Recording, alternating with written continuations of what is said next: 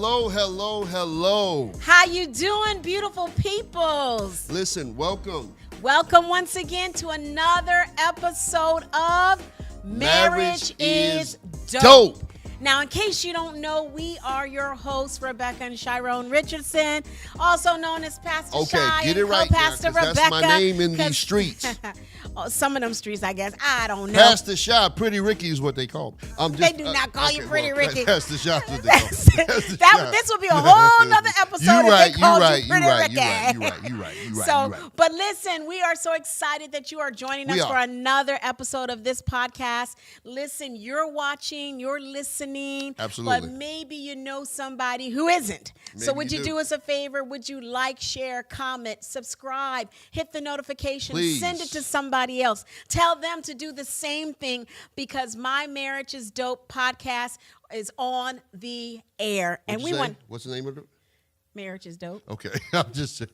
I love it. I said My Marriage is Dope. Because you was thinking about your marriage. Yes, My Marriage is Dope. But the podcast is Marriage is Dope. But 'Cause your marriage is dope. My marriage is dope. You know why? Why? Because you married to me. I know that's right. And then our marriage is dope and it's intoxicating. I'd rather be with you. Mm-hmm. Yeah. Now listen, you might hear some voices because we added another element to our podcast. Element. There's layers to this. Yes, like an onion. Remember on Shrek? I know. Like an onion. It's like a parfait. Like a parfait. But we added another element. We invited a live studio audience to be with us for tonight. And listen, it's exciting. It's exciting. Right? It's exciting. So glad to have you tonight. Glad to have you. Let's begin this journey. So as a matter of fact, we had a question came in, and it was actually from somebody who's in the live studio audience. Yes. I ain't going to put them on the spot. Don't put them on the spot. I'm not going to do that. Because then especially since we're not turning the camera on them. No, but not just that. But if this goes viral, then they'll sue us and say we use their name, we use their question, and they want some money, their likeness. And so we ain't going to tell you who they is. But as you guys know, we've been married for 30 years. That's right, 30 years. Actually, now 30 plus years because we're plus. like halfway to 31. We're almost to 31. Yeah, so. But 31 don't count. You just got to wait for the 35, I think is the next big one. What, you count by fives? 5, Yeah, 10, I count by 15, fives. 20, Yeah, I'm 25, trying to get 30, there quick. 35, 40, 45, 50. I'm trying to get you there remember quick. that on Schoolhouse Rock? Yeah, I do. The one for me was, anyway, because the copyrights. I was going to sing Conjunction Junction. What's your function? All right, yes, we don't own the the rights rights to any of the stuff we be Schoolhouse Rock. quoting. We didn't write Schoolhouse Rock. We didn't. But, we just quoted it. Just quote. But so they wanted to know, since we was married 30 plus years. Yes. The question was, how do you continue to grow together? Right. Right? As you continue, as your marriage continues to grow, what do you do to make sure that you're growing together? Yeah, right? and because that's vital. That is so vital. That is very vital. Just to hit on that point, a lot of times you hear people that don't grow together and they get to this point and they say, well, I grew out of love or I grew past you. They do. You know what I'm saying? Like we grew apart. Yeah. And that's not what we're looking for. And we're looking for marriages to grow together. Stay in the same thriving, lane. Healthy, surviving, lively, intoxicating marriages. Yeah. So with that thought in mind, I wanted to title this particular episode. I want to use a little song. Okay. What is it? Make it last forever. Don't let our love. Hold on, I got to whine because he whined. Let's make it. Okay, so we're going to yeah. Make it last forever. Make it last forever, right? Because it's one thing that we've learned, and when we talk about how long we've been married, we don't want people to get so impressed with the fact we've been married for a long time. Right. The thing we want people to know is that we are enjoying being married. Yes. Because some people are tolerating their marriage. Yeah, but they're not celebrating. They're not celebrating it at all. They're not enjoying it. They're not enjoying it. Yes. And the thing is that we have been through a lot of things that really could have torn our marriage apart. And, we shouldn't be here. To be honest. way. I mean, at year 2, it was about to be over.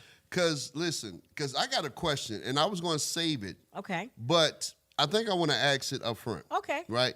Because when people hear our story, right, I'm going to be honest.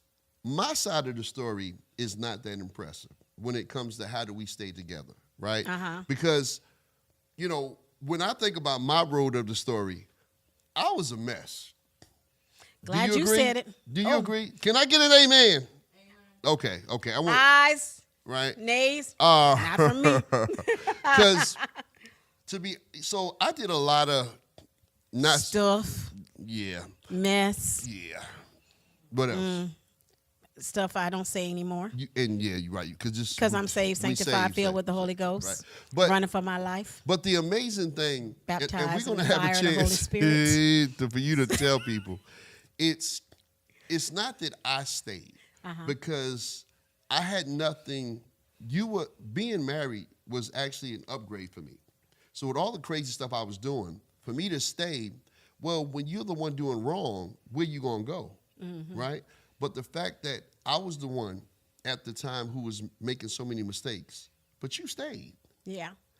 I am still amazed that we're still here, not because I'm still here, but because you made the choice to stay here in spite of those first 2 years. Yeah. And it wasn't easy because, at 2 years, we were dealing with, infidelity. So there was just like no trust, We were dealing with poverty. Poverty. So we were fighting, arguing all the time. There was so much stress in our relation. Yeah. Because again, 2 years in, we were only now like what, 22 and 21, 22 and 23. No, we hadn't got that far. I was 19. So, 22 and 21. 21, yeah. Yeah, so this is only 2 years into the marriage. Right, so we were still 22 and 21. I mean, so, Jesus. So that was a whole nother, element, yeah. right? Because we weren't mature. We were mature, but we really weren't mature as we thought we were. And you know what I'm saying? Another thing, too, that we're going to talk about as we go forward, because, again, we don't hide the fact that we're pastors. Right. No, not at all. We believe that we're actually not just doing a podcast, but we're on assignment. Exactly. Right? We believe that this is a part of what God would have us to do. Oh, yeah. But there was a season where religion actually hurt our marriage. And when I say it hurt our marriage is because when we first became believers, we started to live under this notion that having problems was not godly. Right. Right? Yeah. So we put on these masks. Right. And in front of people, we look like we had it all together. Right. But behind closed doors. Yeah. Because, at year 2, at this point, we really hadn't developed our own personal relationship with Jesus. Hold on. You said we didn't develop. Listen, I didn't know Jesus. Jesus could have came to the door delivering pizza, and I'd be like, "Who is you?"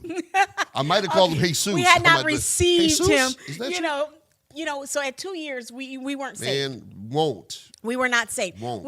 But here's the thing: we had grown up, right, in a family, that was in church. So we had a grandparents sense. were saved. Right, exactly. Yeah. So we had a sense, right, and things like that. And like I said, I grew up both Baptist and Pentecostal. You was confused.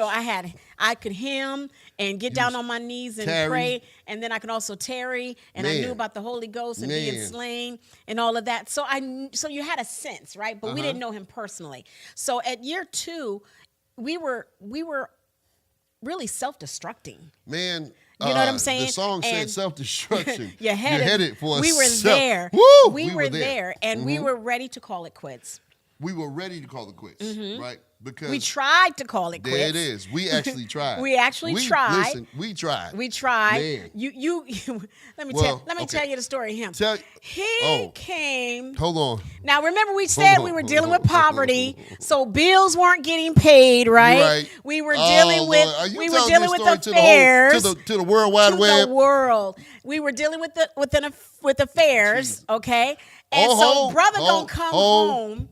Don't forget what you said when you point the finger there. You got 4 coming back at you. Just hold that. Put a pin right there. Yes, we'll talk about that too. All right. But we were dealing with all of that, right? So this brother, he comes in after being out all night, right?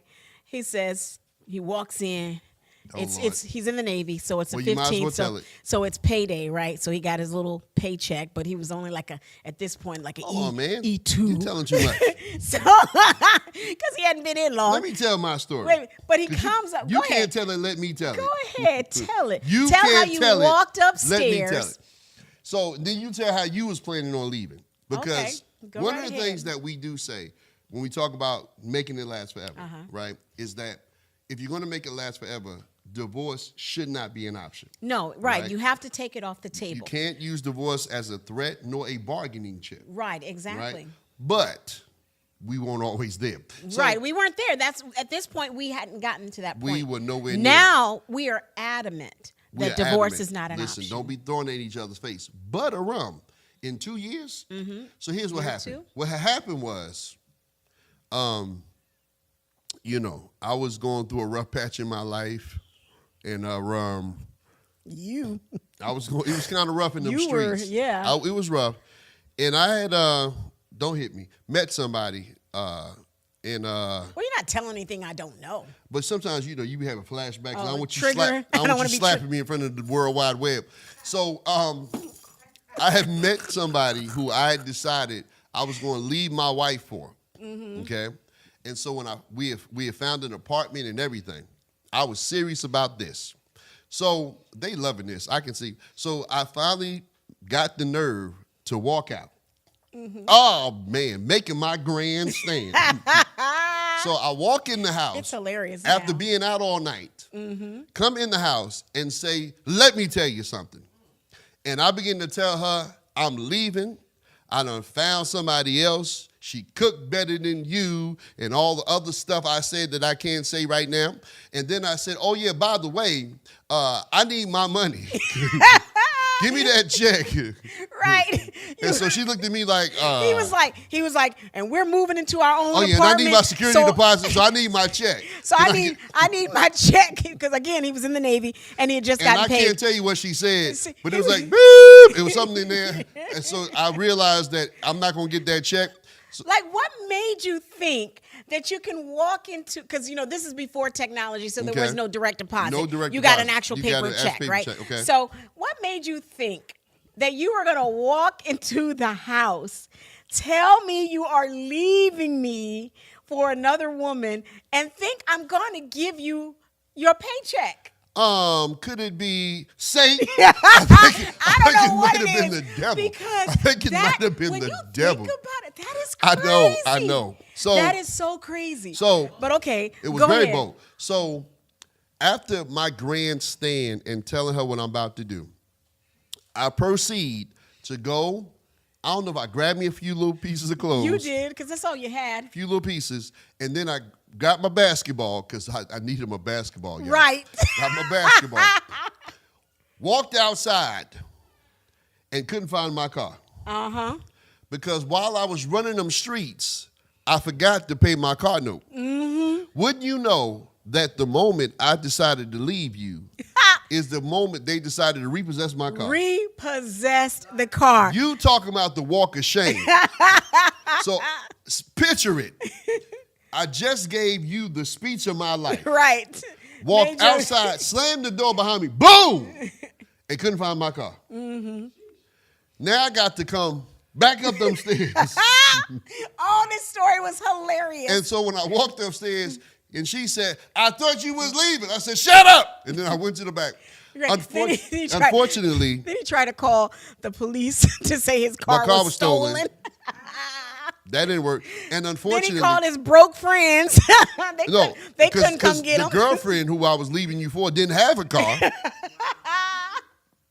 You surely didn't think this. So, moving on. So, you was way too cool when it was all said and done. I mean, at the end of the night, you was just chilling to the point where I was scared. I'm like, she is way too cool for this. But I didn't know that you had plans. I had plans. Tell them about your plans. So I had planned to leave as well. I had actually interviewed, I did a preliminary interview for United Airlines to become a flight attendant. Okay. Right? And I had a second interview, the final interview actually, in Chicago, which is, my hometown. So I was flying to Chicago. You thought I was just simply going to Chicago to visit my family. I did. But I was actually going to Chicago for this interview. Wow. All right. And Making when plans. I came back, my coworkers and I had already had a plan that when I got this job, you would go to work. Okay. And they would come over, and we were going to pack up all my stuff. Okay. And we were going to be out, right? I was going to be out. But I wasn't going to leave you empty-handed. You won't? No. What was you going to do? I was going to leave you one plate, one knife, fork, spoon, one cup, one pillow, one blanket. Savage. One washcloth, one bath towel, one of Man, everything. forget Meg Thee Stallion. You was a savage. Folded nice and neatly in the middle of the living room floor. And I was going to leave you the living room furniture, too, Why? because it wasn't paid for. Jesus. And I wasn't taking that bill. Let them Savage. come for you, okay? Savage. Yeah, So so I was out, too. But guess what? what? I was too short. You was like the rapper? Yeah, I was too short. At the time, you had to be 5'2" without heels to be a flight attendant. So literally, my interview was wonderful. Everything checked out. Okay. And they were like, okay, the last part, after they separated you and everything, they started, doing some preliminary, almost like training. But they were like, everyone has to take the height test. And I did not pass the height test. So while we were making plans to leave, I truly can say, looking back on it now, God was putting his plans into action. Yeah, I believe right? that. Yeah. So because he knew. He knew what he had in store for us. He knew. So, but since we had to stay together, because the car was repossessed and I was too short. Yeah, we were stuck in the house. We were stuck together. We were stuck. Right? And as we grew in our faith, right? Well, no, we hadn't grown in our faith then, because I didn't get saved until I wasn't saved then. But it was just a few months later, because that was like Was the it? spring, and you got out of the Navy in April. Yeah, I didn't get saved till February. Okay, so maybe that was more like the fall before winter. Well, the thing is too, because when I think about that time, and without going into a lot of details, some details, right? Because again, I think sometimes people, they see our after picture, but they don't see the before, and so they see us here today, but they don't understand just how bad things were, right? Yeah. Man, things were bad. They were. Things were bad. I mean, infidelity wasn't even infidelity to me. It was just a way of life. Right. Right. I didn't even see it as doing anything that wrong. But on the outside looking, fighting. Yeah, arguing all the time. All the time. All the time, man. It was like Ali Frazier every time we came to the house, right? Yeah. And down goes Shad, because, you was the one swinging. Listen. You pulled out a knife on me. You cut my clothes. Yeah, I did. But you pulled out a knife first. I cut the clothes later. I did. I cut her clothes, guys. I'm so sorry. Yeah. Man, I feel bad. But in the midst of that, When we buy you some new clothes, I did. I cut her clothes. And I can't tell all that.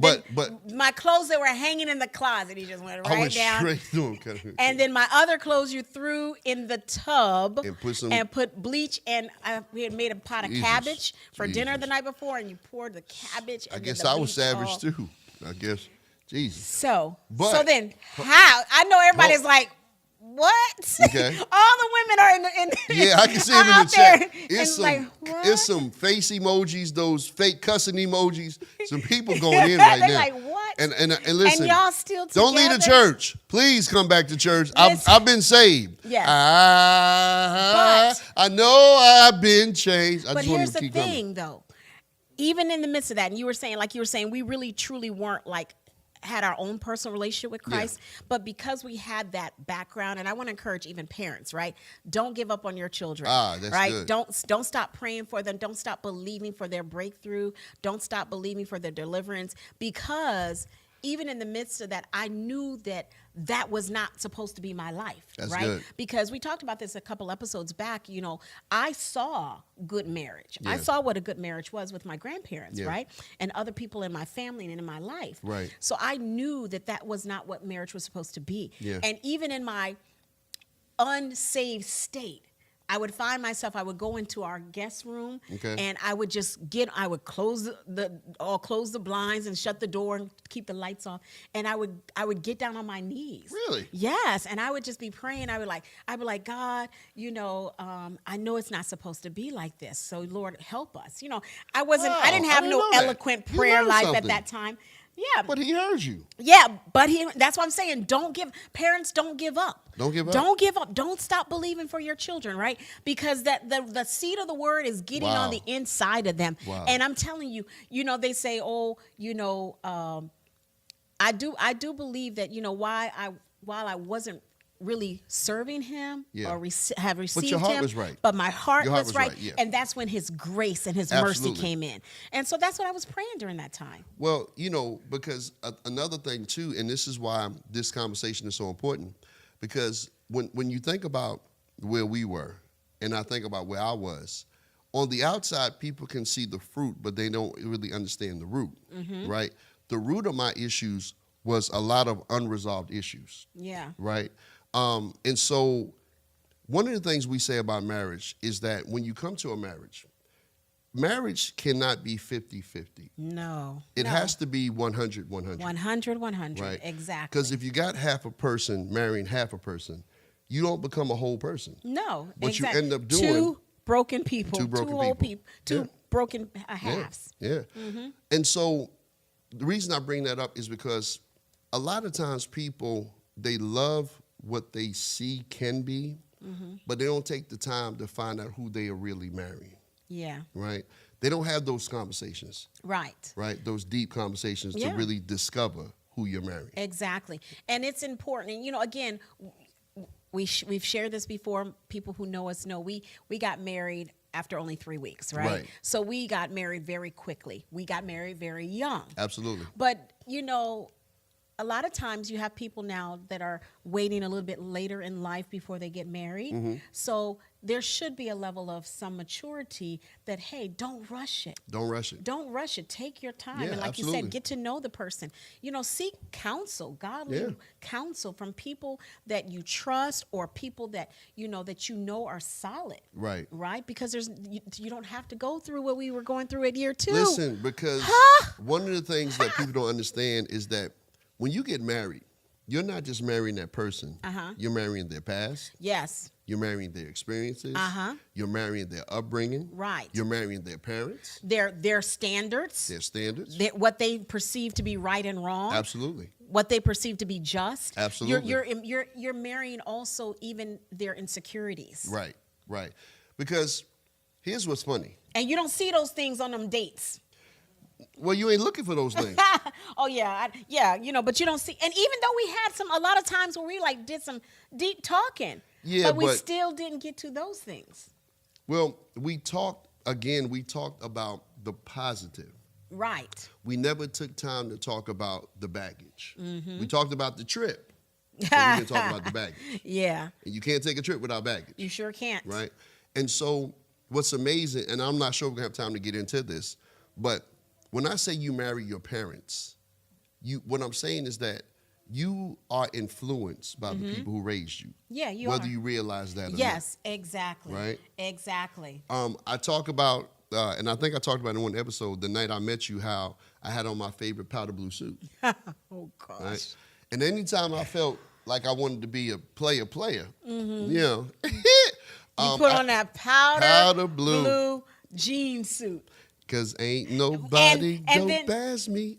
Okay. And it was like unbuttoned to down here. Oh, boy, here she go. And you were 19, so you didn't have any chest hairs. Nah. You had what they call a bird chest. That was basically you at the time. I was Tweety. Yes. Yeah. But what I found out later. Or like Roadrunner. Even Tweety was a little thick, but Is this podcast over yet? You want to stop talking about... You love that little bird chest. I did. I surely did. You better act like you know. I did. But what I found out is that my father's favorite color was powder blue. And your mom said whenever he was going to go out and just be him, he's going to be Big Papa. Big Papa. That's what he would put on, was Big that Willie. powder blue suit. Powder blue suit. But then Found out later. Later. My grandfather. Favorite suit was a powder blue suit. And anytime he was about to hit them streets, he put on powder blue suit. Lord have mercy. Ooh. So what you didn't know is that you won't just marrying me. You was marrying the power of the powder blue. Lord have mercy. Didn't I catch you with that powder blue suit on? Yeah. The night I met you, yeah, that's what you had on. Okay, that's all I'm saying. I'm out. Whatever. I'm done. You know what? You were crazy. But yeah, so, basically in this episode, we just want you to know that in order to make it last forever, the very first thing that we had to do is we truly, number one, had to receive Christ into our lives, right? And then we had to allow him over the years to really work and clean our hearts. Yeah.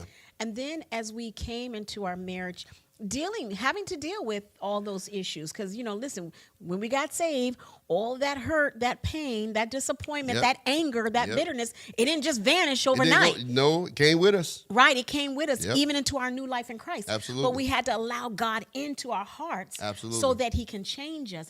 And then we got to the point where we had to also say, divorce is not an option. Right, we got there. We had to get there. Yeah. We had to make a conscious decision that, listen, divorce is not an option. Therefore, guess what it did, though? Yeah. I think it helped us to allow God to heal us quicker. Absolutely. Because if divorce is not an option, then every time I'm feeling this way, this anger, every time I have that flashback and I have that, get that twitch, and I want to just, chop you in the throat. Jesus. This was an angry episode. Episode. But you know what? But I found myself having to go like, God, right back to year 2 before I knew him, going on my knees and saying, I know it's not supposed to be like this. I found myself now knowing him saying, okay, God, I know it's not supposed to be like this. Come on, help me, Holy Spirit, teach me, clean whatever in me that is contaminating this. And so I think it helps you to even move past that and get to that decision even quicker. Well, we're out of time. I know. Did you see that? I know. It's just boom. Man, where did 28 minutes go?